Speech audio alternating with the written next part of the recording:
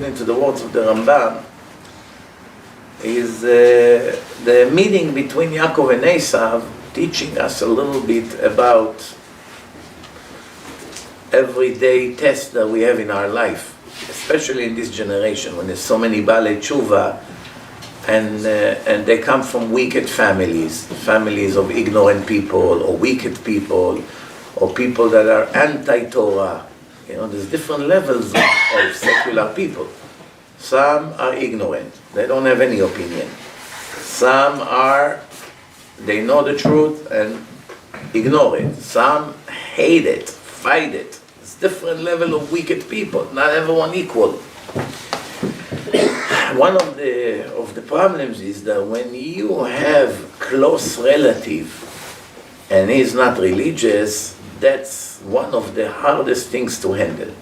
Because when it's a neighbor or a stranger, you cut him out in a second and it's over. It's not a brother, you have to see him in family events or anything like this. Said to them, I'm not interested that the influence of your children would ruin my children. I'm sorry, stay away from us, that's it. As painful as it may get. What do you do when it's parents? It's your parents, meaning the grandparents of the kids, or a brother, or your sister, or even your own son. You can have a son that went off the derech. You have an ultra-Orthodox family, and he's already dressed like a non-Jew, and he wants to join you on holidays, and you still have young kids, very young, maybe 4, maybe 6, maybe 8. Obviously, he's going to be with them for 2 days of Yom Tov and will inject his poison into your little children's mind, right? And then what's going to happen? What is going to happen? Once, twice like that, and the kids will follow his footsteps. Sometimes children like this that went off the derech, they know that they are off the derech. They admit that they are off the derech. Meaning they're not claiming, I have the right truth and you don't have the truth. So when they admit that their way is wrong, and you speak to them before when they want to be invited, and you tell them, listen, we would love to have you over, but you have to be very careful, you have to dress properly, you have to come with a kippah, and you only tell the kids that their way is the right way, don't do the mistake I made. Things like this can actually help. But it's depend what kind of a son you have. If this son on purpose is be there and he wants to bring other brothers with him down to Gehenom, then you're not allowed to bring him in with all the pain and the guilty feeling you may have. When you have one rotten apple in a basket, you gotta get rid of it. If you keep it in a basket, all other 7 apples will be rotten in a day. And sometimes, you don't like to throw an apple to the garbage, better to throw 1 than to throw 8. Unfortunately, it sounds horrible, but it is what it is. Many times in life we have to make a choice between bad and even worse. There's really no good and bad sometimes. Sometimes it's very bad, and sometimes between very bad and bad. You're going to choose the bad. What can you do? It's a very common thing.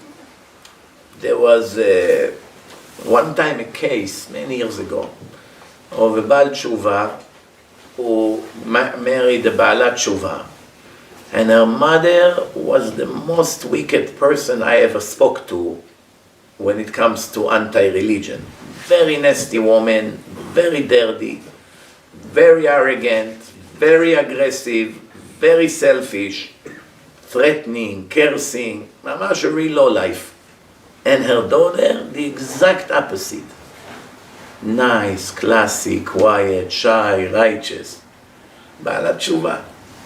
And the husband of the daughter, same thing. Nice guy, great guy, love Torah, learn, daven, nice, beautiful.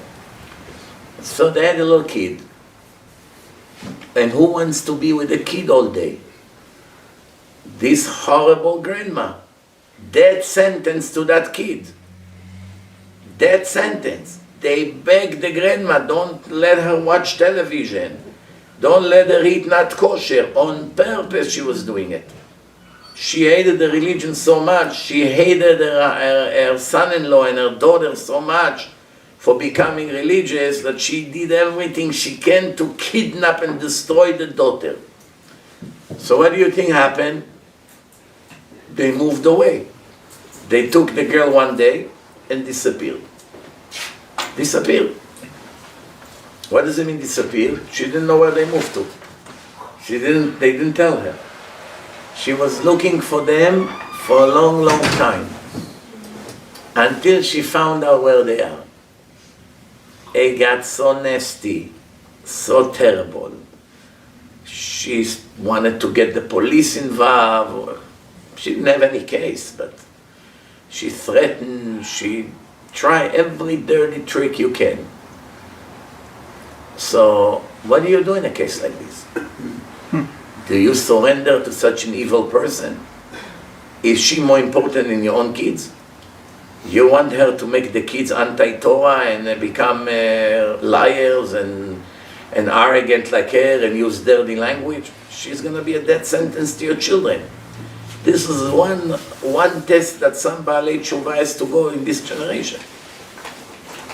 Sometimes the parents are not hostile. They're not religious, but they respect. They come, the mother is going to cover the hair, put a jacket on her. They respect the place where they are. People like this, there's no reason to take actions against them. They're not a threat. Adrabah, they may see how lovely is the family, maybe we'll give them some thoughts to change themselves. And sometimes you did see cases like this, that the grandkids actually made the grandparents religious.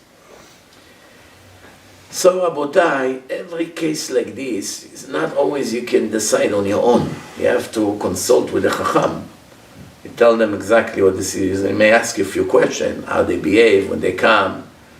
For instance, will they come with a car in the middle of Shabbat? Shabbat started now at 5 p.m. Will they show up at 8 with their car into your driveway? That's a horrible example for the children.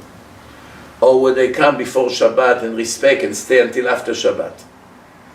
Or maybe they walk. Maybe they live 10 minutes, 15 minutes walk, so they won't come with a car. Or maybe they come with a car, but they park 1 block away because they don't want the kids to see that they came. Or if the father is a smoker, will he come to the terrace and smoke next to the kids that are sitting in the living room? Or he will hold himself for a few hours until they leave and then he will smoke. It's a lot of questions. In chinuch, in education of your children, sometimes one mistake is already too much. It's a destruction of the kid. One mistake. One bad thing you did in front of your kid can be a poison that will constantly kill them day after day, night after night for their entire life. They'll never leave their head.